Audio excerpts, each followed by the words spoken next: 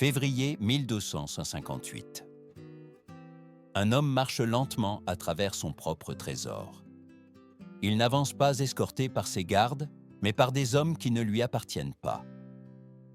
Ses pas résonnent sur le sol de pierre, tandis que ses yeux parcourent des rangées interminables de coffres ouverts. De l'or accumulé pendant des décennies. De l'or qui a acheté des soies, payé des érudits, soutenu des bibliothèques et rempli des voûtes souterraines. De l'or qui fut protégé pendant 50 ans avec une foi presque religieuse. Derrière lui, la ville qu'il gouvernait brûle en silence. Devant, quelque chose de pire que le feu l'attend. Il s'agit d'Al-Mustasim, calife de Bagdad, commandeur des croyants, héritier spirituel d'une autorité qui remonte aux origines mêmes de l'islam. Dans quelques heures, il cessera d'exister. Non par une épée, ni par une flèche, ni par un châtiment public. Sa fin suivra des règles que la plupart des rois du monde n'avaient jamais entendues. Des règles anciennes, implacables, nées dans les steppes, où le pouvoir ne se justifie pas par des mots, mais par des résultats. Les hommes qui l'observent ne disent rien. Ils ne le pressent pas. Ils ne l'insultent pas. Ils se contentent de regarder son visage, attendant un geste, un signe de compréhension tardive. Ils veulent savoir s'il a déjà compris. Al-Mustasim garde le silence. Peut-être croit-il encore que l'or peut parler pour lui. Peut-être espère-t-il que son titre, son lignage et son histoire suffiront à arrêter l'inévitable. Bagdad, pendant 500 ans, n'a pas été seulement une ville. Ce fut un axe, un centre où la connaissance du monde se rassemblait comme les eaux d'un grand fleuve. Des textes grecs y furent traduits, des théories mathématiques y furent développées, des traités médicaux y furent écrits que l'Europe lirait des siècles plus tard. Ce fut un lieu où la foi et la raison coexistèrent sous une même coupole. Et maintenant, ce cœur battant s'éteint, non par décadence culturelle, mais par une cécité stratégique. Tandis qu'Al-Mustasim traverse les chambres regorgeant de richesses, une question flotte dans l'air sans avoir besoin d'être formulée. À quoi bon accumuler des trésors si on ne les investit pas dans la survie? Quelle valeur a l'autorité spirituelle face à un système qui ne reconnaît pas les symboles, seulement l'obéissance ou la disparition? Dans ce parcours silencieux, le calife ne marche pas seulement entre des coffres. Il marche entre des décisions non prises, des avertissements ignorés, et une confiance qui n'avait jamais été mise à l'épreuve, jusqu'à présent. Ce qui est sur le point de se produire ne sera pas seulement rappelé comme la chute d'un homme ou d'une dynastie. Ce sera rappelé comme un message soigneusement élaboré. Un acte conçu pour être observé, répété dans les récits, murmuré dans les palais lointains. Un exemple construit pour que d'autres dirigeants, de Damas à Delhi, comprennent le prix exact de défier ceux qui ne négocient pas avec le passé et ne respectent pas la tradition. Car ce qui se passe à Bagdad en février 1258 n'est pas seulement une tragédie historique, c'est une leçon. Et certaines leçons sont destinées à durer des siècles. Avant que les murailles ne se fissurent et que le silence ne remplace le tumulte, Bagdad était plus qu'une capitale. Ce fut une idée. Une promesse que la connaissance humaine pouvait se rassembler en un seul lieu et croître sans limite. Au XIIIe siècle, aucune autre ville n'était comparable. Alors que de nombreuses régions du monde luttaient encore pour se stabiliser après des siècles de fragmentation, Bagdad fonctionnait comme un organisme pleinement opérationnel, une machinerie intellectuelle qui ne s'arrêtait jamais. Dans ses bibliothèques, la pensée grecque dialoguait avec l'astronomie persane. Les mathématiques de l'Inde s'intégraient au droit islamique. Là, le savoir n'était pas vénéré comme un objet mort, mais comme un outil vivant.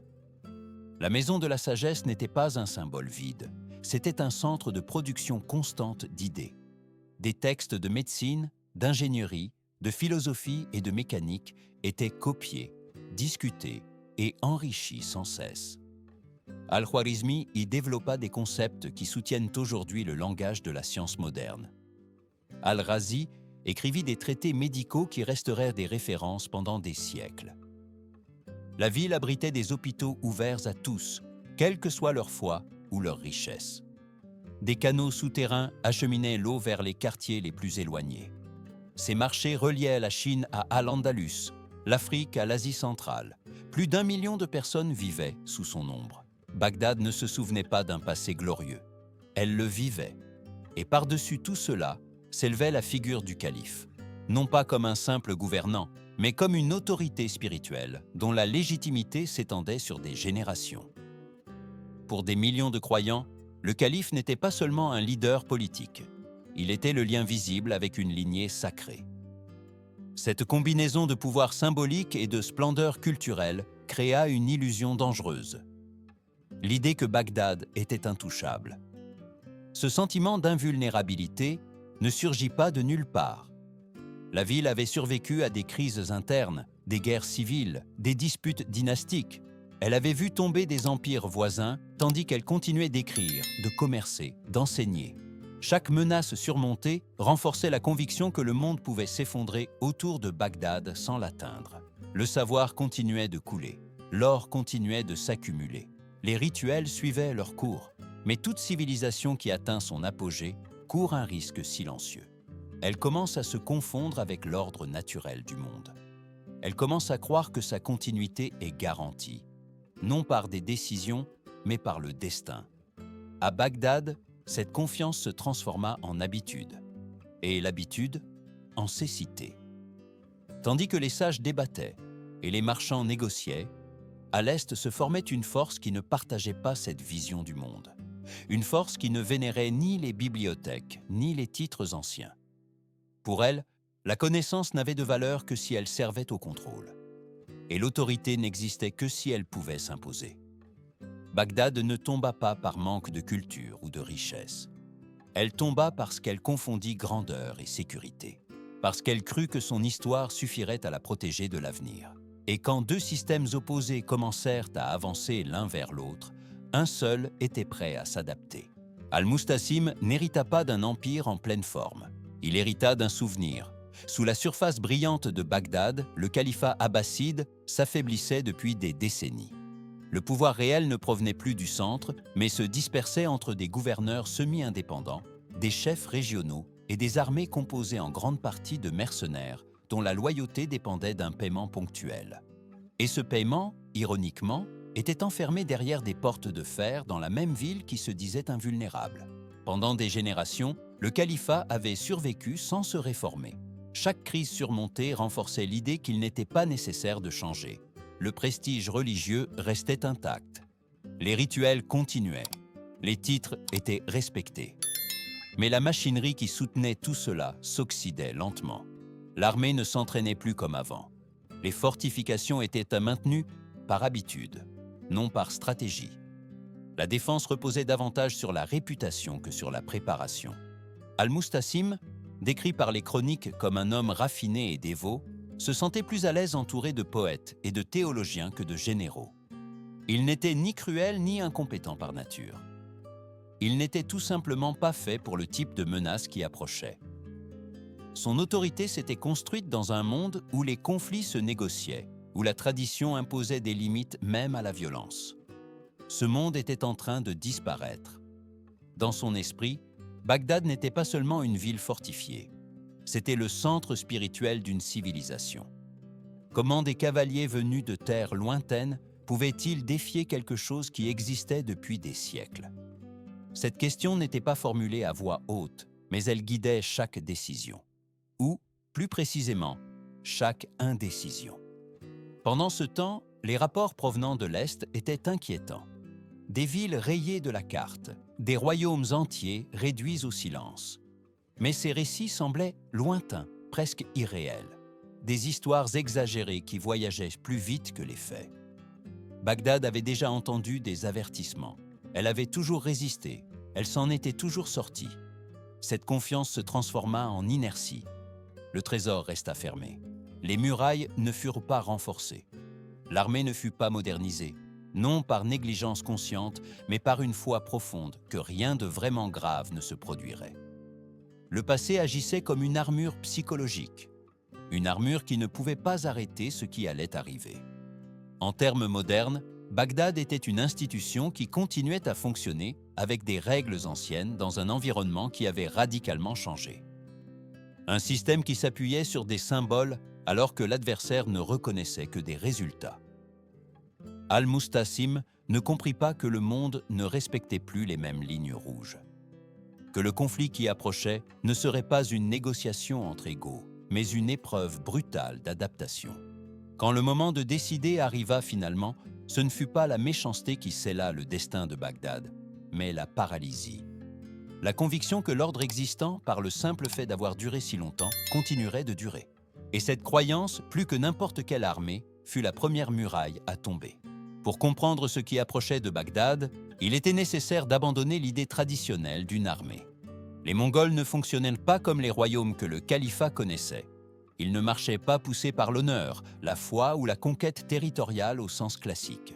Ils étaient avant tout un système, un mécanisme affiné pendant des décennies de guerre continue, conçu non seulement pour vaincre, mais pour répéter la victoire encore et encore, sur n'importe quel terrain et contre n'importe quel adversaire. Lorsque Gengis Khan mourut en 1227, il ne laissa pas seulement un vaste territoire sous contrôle mongol. Il laissa une doctrine, un ensemble de principes militaires, logistiques et psychologiques qui transformaient la guerre en un processus quasi-industriel. Chaque campagne était analysée, chaque erreur était corrigée, chaque succès était standardisé. La guerre cessa d'être un art imprévisible pour devenir une méthodologie. Hulagu Khan, petit-fils de Gengis, fut chargé de porter ce système vers l'ouest. Il n'agissait ni par impulsion ni par ambition personnelle. Il remplissait une mission définie par l'Assemblée suprême de l'Empire, assurer la soumission de toutes les puissances entre la Mongolie et la Méditerranée. Il ne s'agissait pas d'occuper des villes, ni de les gouverner directement. Il s'agissait d'imposer l'obéissance. La différence était cruciale. Le système était simple et dévastateur d'efficacité. D'abord, arrivèrent les messagers, non pas avec des menaces hystériques, mais avec des termes clairs et écrits. Soumission immédiate, tribut régulier, livraison d'otages et reconnaissance de l'autorité mongole. Les villes qui acceptaient conservaient leurs gouvernants, leur autonomie interne et leur vie quotidienne. Celles qui hésitaient ou résistaient cessaient d'exister en tant qu'entité fonctionnelle. Le plus inquiétant était la patience. Après le refus, il n'y avait pas d'attaque immédiate. Il y avait le silence, des semaines, parfois des mois, pendant lesquels la ville continuait sa routine. Cet intervalle semait le doute. Peut-être les Mongols n'étaient-ils pas si puissants, peut-être avaient-ils changé de cap. Et juste au moment où le sentiment de soulagement commençait à s'installer, l'horizon se remplissait de mouvements. Les Mongols n'attaquaient pas en désordre, ils encerclaient, ils fermaient toutes les routes, ils construisaient. À la vue des défenseurs, ils assemblaient des machines conçues spécifiquement pour détruire ces murailles concrètes. Des ingénieurs chinois, persans et d'autres régions travaillaient aux côtés des guerriers. Rien n'était improvisé. Tout était calculé. D'un point de vue moderne, le pouvoir mongol ressemblait plus à une organisation très efficace qu'à une armée médiévale. Ils avaient de l'intelligence, de la logistique, des protocoles et une compréhension profonde de l'impact psychologique. Ils n'avaient pas besoin de détruire toutes les villes, juste assez pour que le message se propage seul. Bagdad, avec son histoire, sa foi et sa richesse, n'avait jamais affronté quelque chose de pareil. Ni un ennemi qui voulait négocier, ni un qui cherchait la gloire. Ce qui approchait ne prétendait pas discuter du passé ni respecter les symboles. Il venait évaluer une seule chose, si Bagdad s'adapterait ou deviendrait un exemple. Lorsque la lettre mongole arriva à Bagdad, elle ne fut pas empreinte de dramaturgie. Il n'y eut pas de menaces exagérées ni d'insultes. 3 cavaliers, un seul message, précis, froid. Le contenu n'était pas nouveau. Il avait déjà été envoyé à d'autres villes qui n'existaient plus que dans les récits. Se présenter au camp de Hulagu, reconnaître l'autorité du grand Khan, démanteler les défenses, livrer des otages. En échange, la ville serait préservée. La formule avait fonctionné trop de fois pour être ignorée. Le message arriva un jeudi. Pour le vendredi, le palais était divisé. Al-Mustasim convoqua ses conseillers et dès le premier instant, il fut clair qu'il ne s'agissait pas d'une discussion technique, mais d'une lutte entre visions du monde. Le vizir Ibn al-Alqami parla le premier. Il n'appela ni à l'orgueil ni à la foi. Il énuméra des faits. Des empires avec d'énormes armées avaient été réduits au silence. Des villes aux murailles imposantes avaient disparu. Ce n'était pas une incursion, c'était un système éprouvé. Résister, dit-il, n'était pas de la bravoure, c'était du déni. Le chef militaire répondit avec une autre logique. Les Mongols étaient des cavaliers des steppes, experts en terrain découvert, mais Bagdad avait des murailles anciennes et solides. Elles n'avaient jamais été prises. De plus, les Mongols étaient loin de leur base. Maintenir un siège long serait difficile. Pour lui, la lettre n'était pas une sentence, mais une opportunité de démontrer la force. La victoire dans une bataille ouverte, pensait-il, pourrait dissuader toute avancée ultérieure. Un troisième groupe éleva le débat à un autre niveau. Bagdad n'était pas une ville comme les autres. C'était le siège du califat. Le centre spirituel de l'islam. Dieu permettrait-il qu'une force étrangère, étrangère à la fois, détruise la maison d'une autorité qui remontait aux origines mêmes de la religion?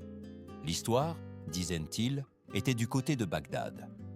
La protection divine avait déjà opéré. Elle opérerait à nouveau. Al-Mustasim écouta. Il avait 54 ans et 16 ans de pouvoir. Il n'avait jamais affronté une menace comparable. Les chroniques le décrivent comme un homme cultivé, raffiné, confiant dans le poids de son titre.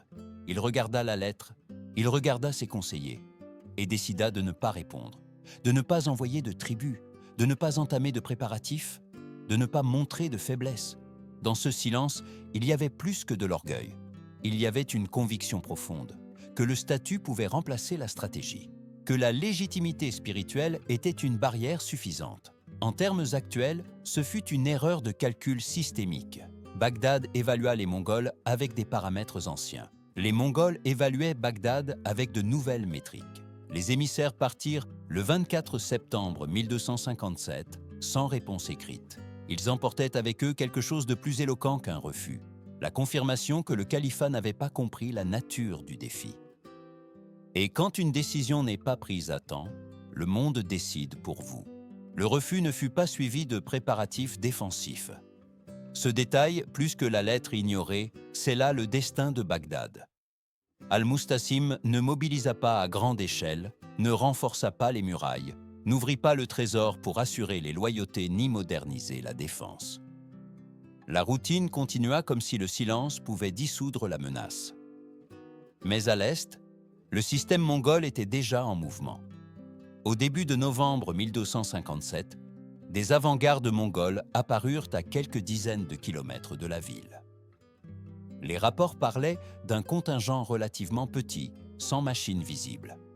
Pour le commandement militaire de Bagdad, cela fut interprété comme une opportunité.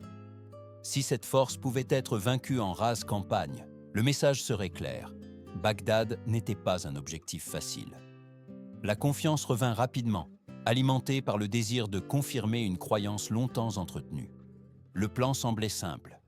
Aller à la rencontre de l'ennemi, imposer une supériorité numérique et revenir avec une victoire qui réaffirmerait le prestige du califat. La plus grande armée de campagne depuis des décennies fut rassemblée. Des milliers d'hommes marchèrent avec la conviction qu'ils étaient sur le point d'écrire un chapitre glorieux. En réalité, ils entrèrent dans un scénario conçu par d'autres. Lorsque les deux groupes se rencontrèrent, le comportement mongol s'avéra déroutant. Il n'y eut pas de choc frontal immédiat. La ligne mongole recula de manière ordonnée, comme si elle cédait le terrain. La poursuite commença presque par inertie, et dans ce mouvement, la formation de Bagdad s'étira, se fragmenta, perdit de sa cohésion. La bataille cessa d'être un affrontement symétrique et se transforma en une séquence contrôlée. Depuis des positions cachées, de nouvelles unités apparurent, fermant les flancs. Ce ne fut pas un coup chaotique, mais une convergence calculée. La structure de l'armée de Bagdad, conçue pour les combats traditionnels, ne put s'adapter avec la rapidité nécessaire. Les ordres cessèrent de circuler clairement.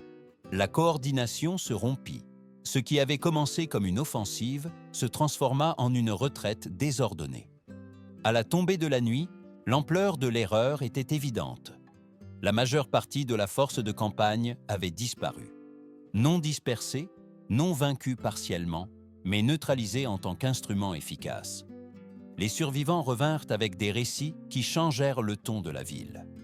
On ne parlait plus d'une incursion mineure, on parlait d'un piège. Ce jour-là, Bagdad perdit plus que des soldats. Elle perdit l'illusion de contrôle. Elle comprit, trop tard, qu'elle n'affrontait pas un ennemi improvisé, mais un système qui avait anticipé chaque réaction. Les murailles étaient dès les toujours debout, mais le temps avait changé de camp. Et quand le temps cesse d'être de votre côté, même la ville la plus grandiose commence à manquer d'avenir. L'armée de campagne étant neutralisée, Bagdad fut réduite à ses murailles et à son espoir. En janvier 1258, l'horizon commença à changer. Non pas avec des cris ni des attaques soudaines, mais avec une présence. L'armée principale de Hulagu apparut comme une marée silencieuse et organisée.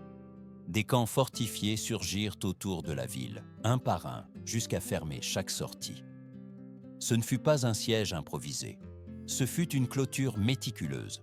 Les Mongols n'encerclèrent pas seulement Bagdad, ils construisirent une infrastructure complète pour y rester. Des routes de ravitaillement établies vers la Perse, des tours de garde définies, des secteurs assignés. Tout indiquait qu'ils n'étaient pas pressés. Chaque jour qui passait sans action était une pression psychologique supplémentaire pour les défenseurs. La ville, habituée à être le centre du monde, se retrouva isolée, observée, mesurée. Depuis les murailles, les habitants voyaient les machines s'élever. Elles n'étaient pas cachées. Des ingénieurs travaillaient en plein jour, assemblant des structures dont la fonction était évidente. Chaque pièce placée était un rappel visuel de ce qui allait arriver. Il ne s'agissait pas d'une intimidation théâtrale, mais d'une démonstration technique. Les défenseurs pouvaient calculer par eux-mêmes la portée, le poids, la précision. Ils savaient exactement quelle partie de la ville était en danger. Hulagu envoya un nouveau message. Le ton avait changé. Il n'était plus question de préserver la ville entière. Il s'agissait de préserver la vie du calife. Ouvrir les portes, désarmer la garnison, éviter une issue irréversible. Le message était clair, la fenêtre de choix se refermait. À l'intérieur de Bagdad, le débat ressurgit, mais sans la confiance d'avant. Le vizir insista pour accepter. Il n'y avait pas d'armée de secours, pas d'alliés en route. La foi était toujours présente, mais elle rivalisait maintenant avec les preuves tangibles qui s'élevaient devant les murs. Le calife hésita, et dans cette hésitation, le temps continua d'avancer. Lorsque les impacts commencèrent, ils ne le firent pas de manière chaotique. Les projectiles se concentraient toujours sur les mêmes points. Les structures qui avaient résisté pendant des siècles commencèrent à montrer des signes de fatigue. L'attaque s'arrêtait et reprenait, non par indécision, mais pour permettre que les dommages s'accumulent. C'était un dialogue unilatéral entre calcul et pierre. La muraille orientale céda. Non pas d'un coup, mais comme la conséquence logique d'un processus. Les forces mongoles avancèrent en formation, assurant l'espace, établissant le contrôle. Il n'y eut pas d'avalanche désordonnée. Ce fut une entrée mesurée, presque administrative. Chaque bloc occupé réduisait la marge de manœuvre des défenseurs. À ce moment, Bagdad cessa d'être une ville qui résistait.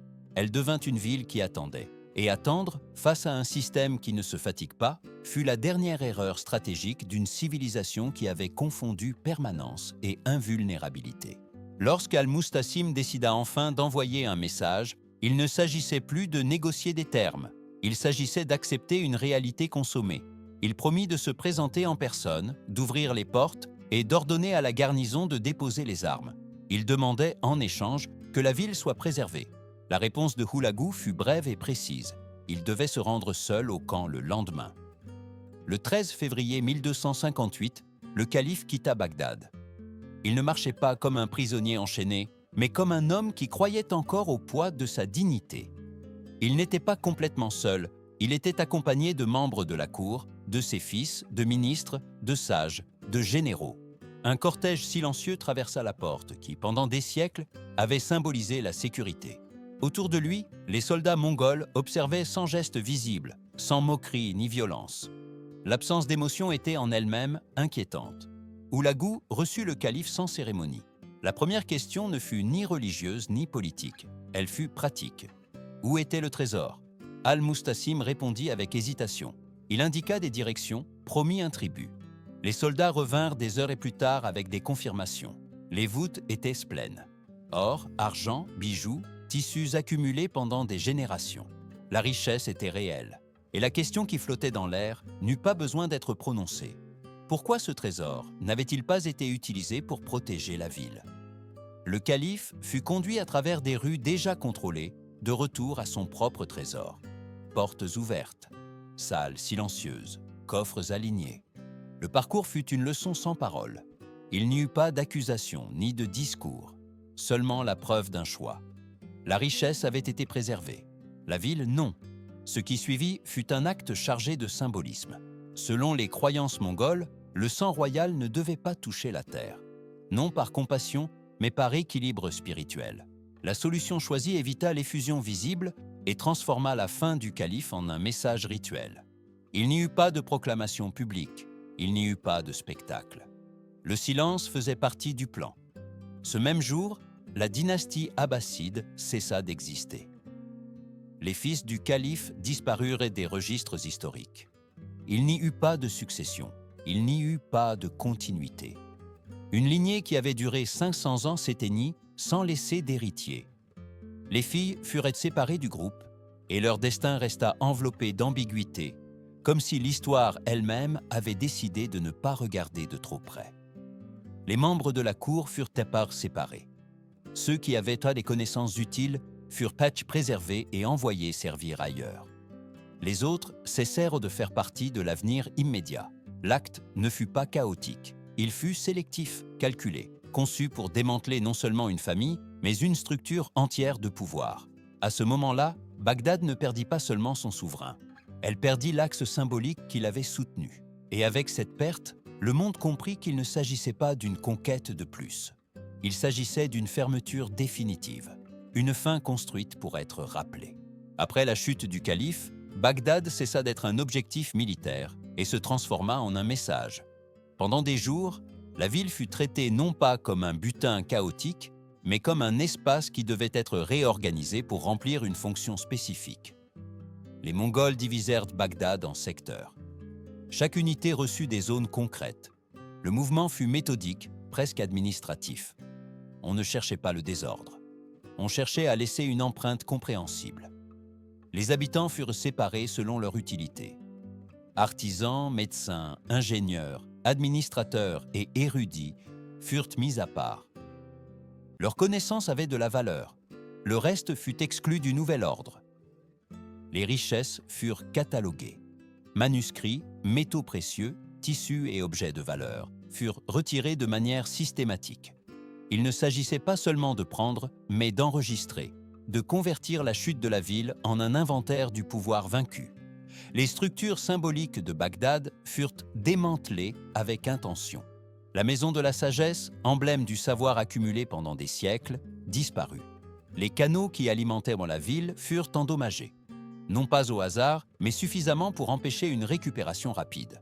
L'objectif n'était pas d'effacer Bagdad de la mémoire, mais d'empêcher qu'elle ne retrouve son ancienne place. Et pourtant, tout ne fut pas détruit. Des survivants restèrent sur place. Des personnes qui pouvaient raconter ce qui s'était passé. Car la véritable portée de l'opération ne se mesurait pas à l'intérieur des murailles, mais à l'extérieur. En quelques semaines, le récit parvint à Damas. En quelques mois, au Caire. En peu de temps, chaque cour entre l'Anatolie et l'Inde connaissait les détails. Non seulement que Bagdad était tombé, mais comment et pourquoi. L'effet fut immédiat. Des villes qui se préparaient à résister changèrent de cap. Elles ouvrirent leurs portes avant l'arrivée des Mongols. Elles envoyèrent des tribus et des otages, sans voir un seul étendard ennemi. La leçon avait été apprise sans qu'il soit nécessaire de la répéter. Bagdad ne fut pas seulement vaincue, elle fut utilisée comme démonstration. Des années plus tard, l'avancée mongole s'arrêterait sur d'autres champs de bataille. D'autres États apprendraient à s'adapter, à construire des systèmes capables de résister. Mais cette adaptation naquit d'une compréhension douloureuse. La tradition, à elle seule, n'arrête pas une machinerie qui évolue. L'autorité symbolique ne remplace pas la préparation. Et le passé, aussi glorieux soit-il, ne négocie pas avec l'avenir. Bagdad survécut comme ville, mais pas comme centre du monde. Son rôle changea pour toujours. Ce qui resta fut le souvenir. Un souvenir qui se répéta dans les chroniques, dans les conseils de guerre, dans les débats silencieux entre des dirigeants qui évaluaient s'il fallait résister ou se soumettre. Car ce qui s'est passé en février 1258 ne fut pas seulement un épisode historique. Ce fut un avertissement soigneusement construit. Certains avertissements n'ont pas besoin d'être répétés. Il suffit que le monde s'en souvienne.